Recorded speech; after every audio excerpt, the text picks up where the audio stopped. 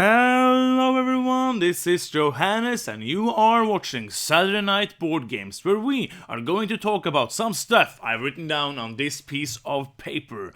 First of all, I just want to say thank you so much for supporting this channel the last couple of months that I've been working on it. I'm really happy for every single subscriber I've gotten. I'm really happy for every single comment that you have written.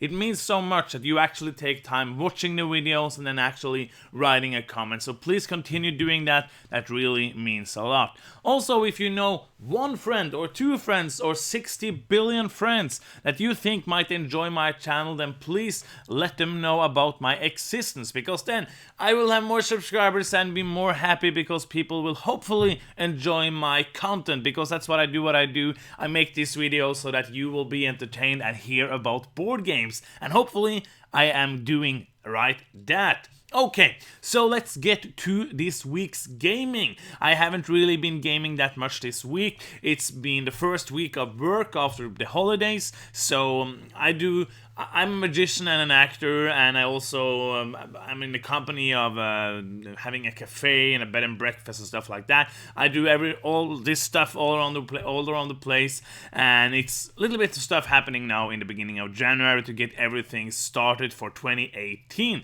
But I did get some gaming. We did play some games on New Year's Eve. It was really great. We played some party games. We played the game That's a Question from CGE, a really nice party game that I will be doing a review of soon. We also played Queen Domino with 6 players. I'm gonna do a review of Queen Domino soon.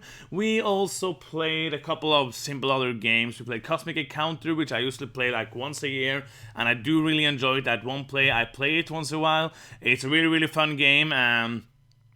But other than that, we really didn't play a lot of games. We got to play Time Stories, the newest expansion, which I did a short little review of that you can go and check out if you didn't see that already. And when me and Sunua, we played Grand Austria Hotel, a game she chose because it's a game we both really enjoy, and it was really fun playing it again. It's always fun playing that game. Then, yesterday night, I got invited to a friend to try out the new Fallout game. And that is what I'm going to talk about right now, because the Fallout board game from Fantasy Flight was not a really good game. It had a lot of big major flaws, and before you say anything, I didn't know anything about this game before going in. I've read a lot of comments being like, oh, you thought it was going to be this, or you thought it was going to be that, and it wasn't, and therefore you didn't like it. But for me, I didn't know anything. I knew there was some miniatures, I knew there was some hexes, and that's basically what I knew about the game. So in Fallout the board game, you are gonna walk around the wasteland and you're gonna do quests, you're gonna get some scorecards and try to get an amount of points. With 3 players it was 9 points. The game ended when one player got 9 points. So this game tries to set out to be this open world exploration game where you can go out, it's a sandbox kind of game where you can go out and do everything. And that's do anything you want, like I want to do this and maybe I win with that path, or I want to do this. That is what the game tries to be, but then again it isn't, because the only way to win is to get these kind of small influence cards. You can only get 4 of them, and they will give you 1 point each and then some more points depending on what kind of category the card is in. The problem with this is there are some quests that you can finish, and when you finish those quests, you will get some new quests coming out, and you will get maybe an influence card or some experience points. Experience points make you level up, which makes you get another kind of thing you're efficient in, then you can do rerolls while you roll, but you have to get these cards, 4 cards, and try to optimize them to actually get the points you need to win. So there's just one way to win the game, and that is to get those cards and try to score points, which makes the game kind of only about those cards, because everything else you do doesn't really matter. Of course it matters to get some XP to level up, but if you get some of these cards that are really hard to get any points in, or you don't get enough quests, or the people get the quests that don't have these cards, you basically can't win. So there's no other way to do it. I can't okay, I'm gonna focus on fighting, I'm gonna focus on exploring. You can't really do that, or except if you have this one single influence card that tells you want everything explored, you get 3 points if everything is explored, or you just wanna have all the max leveled up or stuff like that. Those are 1 card that you have to draw, or else you just have to get those cards and hopefully get some points from them. I thought there was really a problem that there was only this way to win the game, because it's really narrow. The game tries to be a storytelling game, but it doesn't really tell you any story. It's just like these short snippets of couple of sentences that doesn't really give you anything. The story isn't really good written. The story doesn't drag you in. When you explore tiles, it doesn't feel like exploration. It just feels like turning it over. Maybe there's a new settlement there that you can go and do some encounter cards. Maybe there's a new enemy and stuff like that. And also, the fighting way you do fighting in this game is roll the dice and hope you get lucky. And that's basically it. You can get some abilities, it makes you re-roll the dice, but other than that, this is a pure luck game. You can do a couple of things to mitigate, of course, with the rerolls, but it's a Yahtzee game. You have to roll and see what you get. Either you hit somebody and kill them, or you don't, and then you lose some life and you can die. You don't really die when you die, you just respawn at the beginning of the game, and then you have to use 3-4 turns to get where you already were if you want to go back there. The game also feels kind of clunky because it doesn't really get a flow. Like, the actions flow pretty good. I'm just gonna do 2 actions and that's my turn. But then maybe you finish a quest, and then we have to look through this big pile of cards to get off some new quests. You have to discard this quest, put in, shuffle some cards, and the flow of the game doesn't really get anywhere because you have to do 2 actions each, then the enemies, and activate and move. And this is another really big problem about this game, because the hexes with the tiles with the map has really strange and small spaces for the characters, and a lot of the spaces are smaller than the actual shit for the enemy.